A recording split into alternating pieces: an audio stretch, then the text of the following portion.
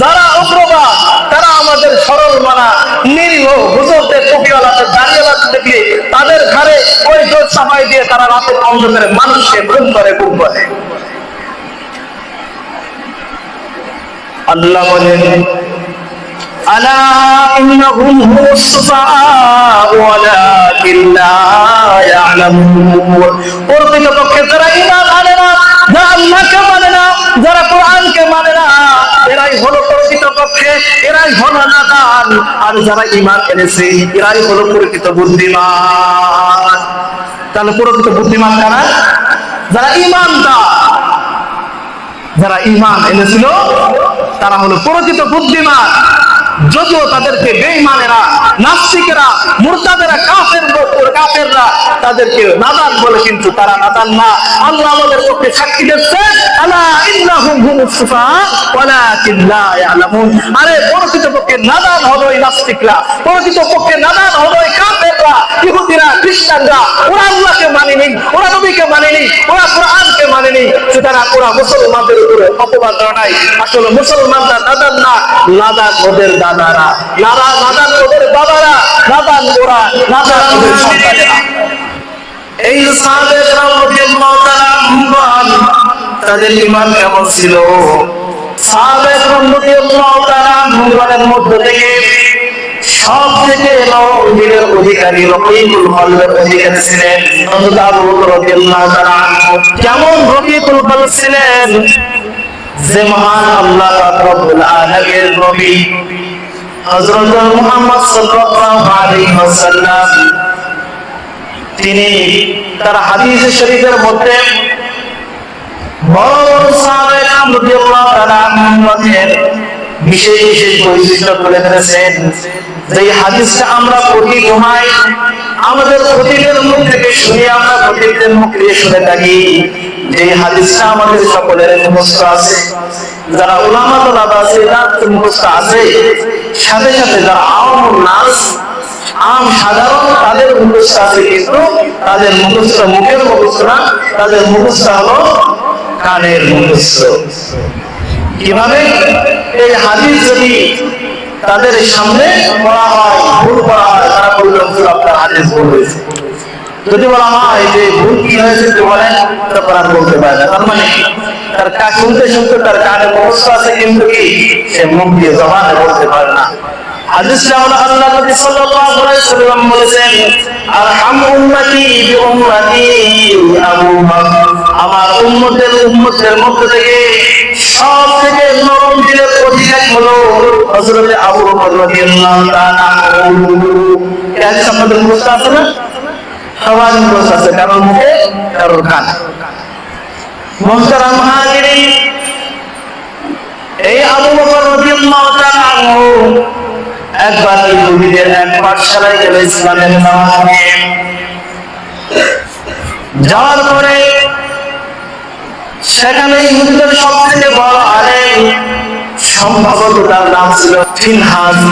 এই ফিনহাসকে যখন হযরত আবু বকর রাদিয়াল্লাহু তাআলা দাওয়াত দিলেন, হে ইহুদিদের বড় আলেম, তুমি আল্লাহ রাব্বুল আলামিনের উপরে ঈমান আনো এবং কোরআনের উপরে ঈমান আনো, এবং আল্লাহ রাব্বুল আলামিন যাকে রাসূল হিসেবে দুনিয়ার মধ্যে পাঠিয়েছেন তার উপরে ঈমান আনো। তখন ওই ফিনহাস সে ডাক দিয়ে বলল, হে আবু বকর, তুমি কি এমন কারোর উপর, এমন আল্লাহর উপর আমাদেরকে ঈমান আনতে বলতেছো যেই আল্লাহ আমাদের কাছে ঋণ চাই, কত চাই, এই আল্লাহর উপরে কি আমাদেরকে ঈমান আনতে বলছো? যখন নাকি ওই খ্রিস্টানদের বড় আলেম হযরত আবু বকর রাদিয়াল্লাহু তাআলা আনহুর সামনে আল্লাহর শানে এইরকম বেয়াদবিমূলক আচরণ কথা বললো, এই বেয়াদবিমূলক কথা বলার সাথে সাথে হযরত সিদ্দিক আকবর রাদিয়াল্লাহু তাআলা আনহু, যিনি ছিলেন রফিকুল কলব, আল্লাহর নবী সাল্লাল্লাহু আলাইহি ওয়াসাল্লাম আরহাম উম্মতি বিউম্মতি আবু বকর, আমার উম্মতের মধ্যে সবথেকে নরম দিলের অধিকারী হলো আবু বকর রাদিয়াল্লাহু তাআলা আনহু।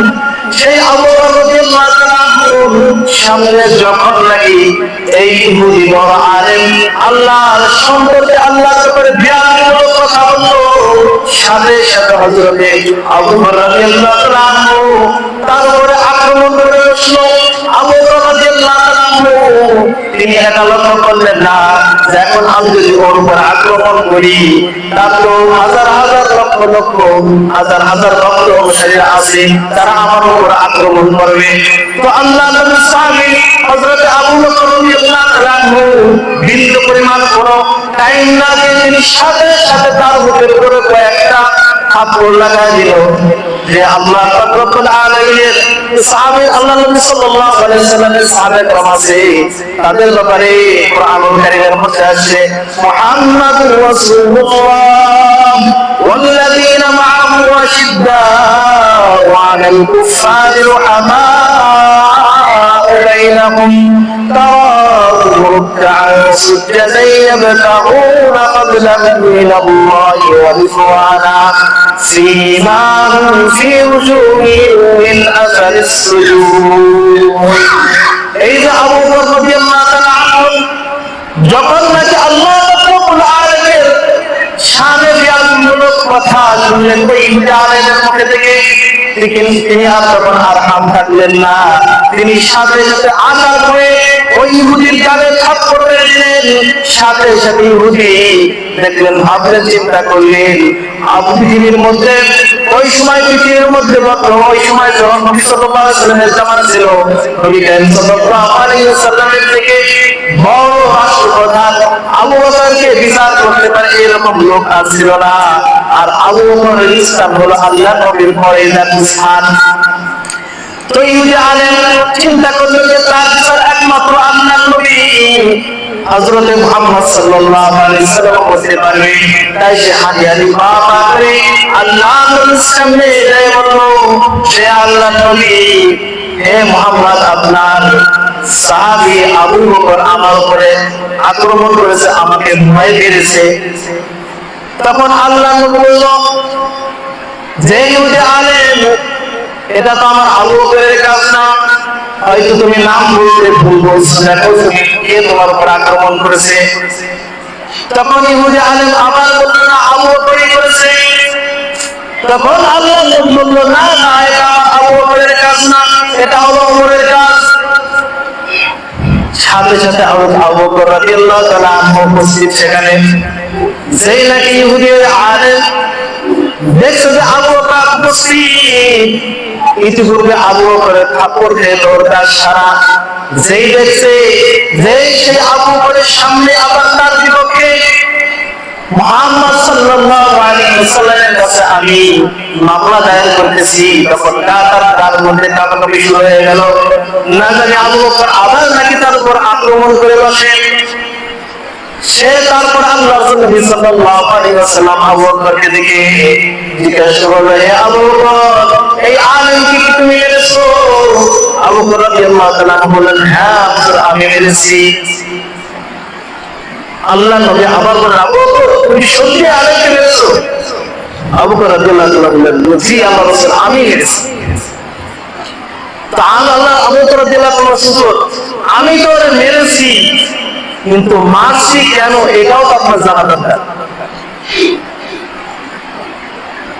আমি আল্লাহ নবীর সাহাবী হযরতে আবু বকর রাদিয়াল্লাহু তাআলা আনহু, তিনি ইহুদি আলেমকে কেন মারছে এটা তিনি স্বীকার করেছেন। কেন মারছে আল্লাহ রাসূল সাল্লাল্লাহু আলাইহি নবী, এটাও তো আপনার জানা থাকা দরকার।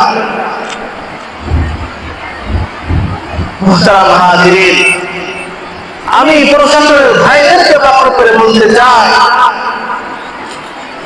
যে আমরা হুজুররা রাজপথে নামলে, মিছিল মিটিং করলে আপনাদের নিরাপত্তার ব্যাঘাত ঘটে, কিন্তু আমরা রাজপথে নামি কেন এটাও তো আপনাদের দেখার বিষয় আছে। শুধু আমরা নামি কেন সেটা জিজ্ঞেস করে, আমরা নামলে তো নামি কেন এটা দেখবেন না। আমি তাদেরকে উদ্দেশ্য করে বলতে চাই, রাম বাম আর মশা মিছিলকে বন্ধ করেন, আমরা রাজপথে যাব না, আমরা রাজপথে যাওয়া হবে না। ওই তেলের দাম বাড়লে তো কোনো হুজুর রাস্তায় নামে না, চালের দাম বাড়লে তো কোনো মৌলবী রাস্তায় নামে না। তাহলে এই ঘরে থাকা মৌলবীগুলো রাস্তায় নামছে কেন? রাস্তায় নামার অপরাধ না, কেন নামলো এইটাও আপনাদের জানা দরকার। মুহতারাম হাজিরিন,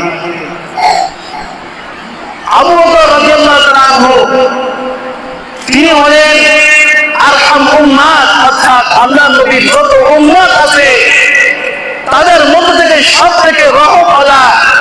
কিন্তু আমরা তো আবু বকরের মতো অত রহমওয়ালা না। এই জন্য আমি স্পষ্ট ভাষায় বলতে চাই,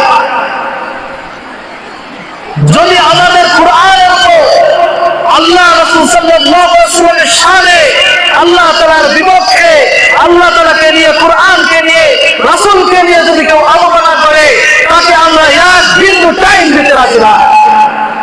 মুহতারাম হাজিরিন, আমরা তো রাস্তায় নামা লোক না, আমরা তো মসজিদে থাকা লোক, আমরা তো হাদিসের মসজিদে হাদিস অধ্যয়ন করা 10টা দেশের লোক, আমরা তো খানকার মধ্যে আল্লাহ জিকির আল্লাহর সাথে বকর আতাহাত করার লোক, আমরা তো এই রাত করে চিল্লা পাড়া মিছিল মিটিং করার লোক না। সুতরাং প্রশাসন আপনাদের বল থাকতে হবে যে আমরা কেন রাস্তায় নামি। সুতরাং যে কারণে রাস্তায় নামি ওই কারণগুলো আগে বন্ধ করে তারপরে আমাদেরকে বলতে আসেন আমরা রাস্তায় নামি কেন। মুহতারাম হাজিরিন, আল্লাহ শানি বুঝে আলেম বেয়াদবি করেছে, আবু বকর রাদিয়াল্লাহু তাআলা সহ্য করতে পারে নাই, সাথে সাথে তার গালের উপরে থাপ্পড় লাগাচ্ছে। এরপরে যখন ওই ইহুদি আলেম দেখলো যাও বলতে সত্যি কথাই বলে দিল, তখন ইহুদি আলেম জিজ্ঞাসা করলো যেই নবী থেকে শিক্ষা গ্রহণ করে আবু বকর আল্লাহ রাব্বুল আলামিনের ব্যাপারে এত মজবুত ঈমানের অধিকারী হয়ে আমার শত শত হাজার হাজার ভক্তদের সামনে আমাকে আমার গালে থাপ্পড় লাগায় দিল, না জানি যেই নবীর উপরে ওহী অবতীর্ণ হয়েছে সেই নবীর সামনে যদি আমার এটা প্রমাণিত হয়ে যায় যে আমি আল্লাহর সামনে বিয়াদবি কথা বলেছি, না জানি এই নবী আমাকে দুনিয়ায় রাখবে কিনা। মুহতারাম হাজিরিন, যখন ইহুদি আলেমের এই পরিস্থিতির সম্মুখীন হলো, সাথে সাথে যে ওয়াল্লাহি বিল্লাহি তাল্লাহি যত প্রকার কসমের শব্দ আছে সব প্রকার কসমকে যে বলল আল্লাহর নবী এই কথা বলতেই পারে না। মুহতারাম হাজিরিন, আমরা জানি যেখানে বাড়ি থাকে সেখানে দলিল লাগে, বাড়ি হয়েছে সেটা দলিল লাগে না। আবু বকর রাদিয়াল্লাহু তাআলা দলিল নেই, ইহুদিরও দলিল নেই। আবু বকর রাদিয়াল্লাহু তাআলা মেরেছে যে সে এই কথা বলেছে এই কারণে মেরেছে, তার কোনো দলিল নেই। আবার ইহুদি যে বলতেছে আবু বকর আমার খালি খালি মেরেছে, আবু বকর খালি খালি মারি নেই, সুতরাং ইহুদির পক্ষে কি কোনো দলিল নেই। সুতরাং এখন আল্লাহ বিচার করবে কি? সাথে সাথে আল্লাহ রাব্বুল আলামিন পবিত্র কালামুল্লাহ শরীফে আয়াত নাযিল করে দিলেন। আল্লাহ তাআলা জিবরাইল আলাইহিস সালাতু ওয়াস সালামকে আল্লাহ হাবিব সাল্লাল্লাহু আলাইহি ওয়াসাল্লামের কাছে পাঠায় বললেন قد سمع الله قول الذين قالوا إن الله فقير ونحن أغنياء, যে আল্লাহ পাক রব্বুল আলামিন তাদের কথা শুনেছে যারা নাকি বলেছে আল্লাহ তাআলা অত দরিদ্র আর আমরা হলাম ধনী। মুহতারাম হাজিরিন, কারেন্টের মতো আল্লাহ পাক রব্বুল আলামিন আবু বকর রাদিয়াল্লাহু তাআলার পক্ষে আয়াত নাযিল করে দিয়ে আল্লাহ তাআলা নিজেই সাক্ষী দিল, আল্লাহর নবী আবু বকর যেটা বলেছে সাক্ষী বলেছে ওই ইহুদি আলেম ওই বদমাশ ওই নাদান সে আল্লাহ পাক রব্বুল আলামিনের শানে বিয়াদবি কথা বলেছে বলে আবু বকর রাদিয়াল্লাহু তাআলা আনহু তার মুখে থাপ্পড় মেরেছে। মুহতারাম হাজিরিন, শুধু আবু বকর রাদিয়াল্লাহু তাআলার মুখ জামানা নয়, বরং কিয়ামত পর্যন্ত আল্লাহর শানে যারা বিয়াদবি করবে আর তাদের বিপক্ষে যারা অবস্থান করবে আল্লাহ পাক রব্বুল আলামিন তাদেরকে সহযোগিতা করবে, কারেন্ট সহযোগিতা। এই জন্য আমাদেরকে আমাদের আল্লাহ আমাদের নবী সাল্লাল্লাহু আলাইহি ওয়াসাল্লাম আমাদের জীবন বিধান কোরআনের উপর যদি কেউ কালেমা জীবন করে কেউ যদি খারাপ মন্তব্য করে তাদেরকে আমরা এক বিন্দু ছাড় দেব না। মুহতারাম হাজিরিন, আল্লাহ পাক রব্বুল আলামিন আয়াতের মধ্যে বলতেছেন ওয়া ইযা কিলা লাহুম আমিনু কামা আমানান নাস, যখন তাদেরকে বলা হয় তোমরা ঈমান আনো, ওই সমস্ত মানুষের মধ্যে ঈমান আনো, সাহাবায়ে কেরামের মধ্যে ঈমান আনো, ক্বালু আনুমিনু কামা আমানাস সুফাহা, তারা বলে আমরা কি ওই রকম ঈমান আনবো যেই রকম ঈমান এনেছে যারা নাদান মূর্খরা। আল্লাহ পাক রব্বুল আলামিন এই আয়াতের শেষে আবার বলতেছেন আলা ইন্নাহুম হুমুস সুফাহা ওয়ালাকিন লা ইয়ালামুন। আল্লাহ তাআলা কোরআনের মধ্যে জানায় দিচ্ছে সাহাবায়ে কেরামদেরকে যারা নাদান করতেছে, মুসলমানদেরকে যারা নাদান করতেছে তারাই প্রকৃত নাদান, অথচ তারা যে নাদান এটা তারাও জানে না। মুহতারাম হাজিরিন, বর্তমান জামানায় দেখবেন যখন নাস্তিক মুরতাদরা টুপিওয়ালাদেরকে হুজুরদেরকে যখন রাস্তাঘাটে দেখে তখন বিভিন্ন উপাধিতে আখ্যায়িত করে, কখনো জঙ্গিবাদ, কখনো উগ্রবাদ, কখনো মৌলবাদ। আমার মনে হয় যদি আল্লাহর কোরআন এই জামানায় নাযিল হতো, আল্লাহ তাআলা এই আয়াতটা এখানে এইভাবে বলতেন আলা ইন্নাহুম হুমুল জঙ্গিবাদ, আলা ইন্নাহুম হুমুল উগ্রবাদ, আলা ইন্নাহুম হুমুল মৌলবাদ ওয়ালাকিন লা ইয়ালামুন। পক্ষে ওই নাস্তিকরা উগ্রবাদ, ওরাই জঙ্গিবাদ, ওরাই রাজাকার, ওরা সারা ধরন মানা মুসলমানদেরকে, টুপিওয়ালাদেরকে, দাড়িওয়ালাদের উপরে এই অপবাদ দিয়ে ওরা নিজেদের পাপকে ঢাকতেছে। প্রকৃতপক্ষে ওরাই রাষ্ট্রদ্রোহী, ওরাই দেশদ্রোহী, ওরা দেশের মুক্ত অরাজকতা সৃষ্টি করতে চায়। কবি মুহিব খানের একটা কবিতা আছে যে জঙ্গি মারো, জঙ্গি মারো, জঙ্গি মারো জেলে, নিজের ঘরে পয়সা দেখো জঙ্গি তোমার সাথে, ভুল ঠিকানায় জঙ্গি খুঁজে আসতে হবে পরে, সত্যিকারের জঙ্গি দিয়ে সানাবে ঘুরে। ও দেশের মানুষ হইছে নিহত পাইছনি ভাইতে, ও দেশের মানুষ হইছে নিহত পাইছনি ভাইতে। এর বাস্তবতা জঙ্গি যারা রাজাকার, যারা উগ্রবাদ, তারা আমাদের সরল মানা নিরীহ হুজুরদের, টুপিওয়ালাদের, দাড়িওয়ালাদেরকে তাদের ঘরে ওই দোষ চাপাই দিয়ে তারা রাতের অন্ধকারে মানুষকে খুন করে, গুম করে। আল্লাহ বলেন আলা ইন্নাহুম হুমুস সুফাহা ওয়ালাকিন লা ইয়ালামুন। প্রকৃতপক্ষে যারা ঈমান আনে না, যারা আল্লাহকে মানে না, যারা কোরআনকে মানে না, এরাই হলো প্রকৃতপক্ষে, এরাই হলো নাদান। আর যারা ঈমান এনেছে এরাই হলো প্রকৃত বুদ্ধিমান। তাহলে প্রকৃত বুদ্ধিমান কারা? যারা ঈমানদার, যারা ঈমান এনেছিল তারা হলো প্রকৃত বুদ্ধিমান। যদিও তাদেরকে বেঈমানেরা, নাস্তিকেরা, মুরতাদেরা, কাফেররা তাদেরকে নাদান বলে, কিন্তু তারা নাদান না। আল্লাহ আমাদের পক্ষে সাক্ষী দিচ্ছে আলা ইন্নাহুম হুমুস সুফাহা ওয়ালাকিন লা ইয়ালামুন। আরে প্রকৃতপক্ষে নাদান হলো এই নাস্তিকরা, প্রকৃতপক্ষে নাদান হলো এই কাফেররা, ইহুদিরা, খ্রিস্টানরা। ওরা আল্লাহকে মানেনি, ওরা নবীকে মানেনি, ওরা কোরআনকে মানেনি, সুতরাং ওরা মুসলমানদের উপরে অপবাদ জানায়। আসলে মুসলমানরা নাদান না, নাদান ওদের দাদারা, নাদান ওদের বাবারা, নাদান ওরা, নাদান ওদের সন্তানেরা। মুহতারাম হাজিরিন, আল্লাহ পাক রব্বুল আলামিন আমাদেরকে সাহাবা ওয়ালা ঈমান দান করুন, বলেন আমিন। আর বলেন আমিন। আল্লাহ পাক রব্বুল আলামিন আমাদেরকে সাহাবা ওয়ালা ঈমান, সাহাবা ওয়ালা জজবা, সাহাবা ওয়ালা অন্যায়ের প্রতিবাদ করার মতো সাহাবা ওয়ালা মেজাজ আল্লাহ পাক রব্বুল আলামিন আমাদেরকে দান করেন। মুহতারাম হাজিরিন, যদি আমরা সাহাবা ওয়ালা ঈমান আমরা পেয়ে যাই, আল্লাহ তাআলা যদি আমাদেরকে দান করেন, তাহলে ইনশাআল্লাহ আমরা সাহাবাদের সাথে জান্নাতে থাকতে পারবো ইনশাআল্লাহ। আল্লাহ পাক রব্বুল আলামিন আমাদের সকলকে কবুল করুন, বলেন আমিন। ওয়া আখিরু দাওয়ানা আলহামদুলিল্লাহি রাব্বিল আলামিন।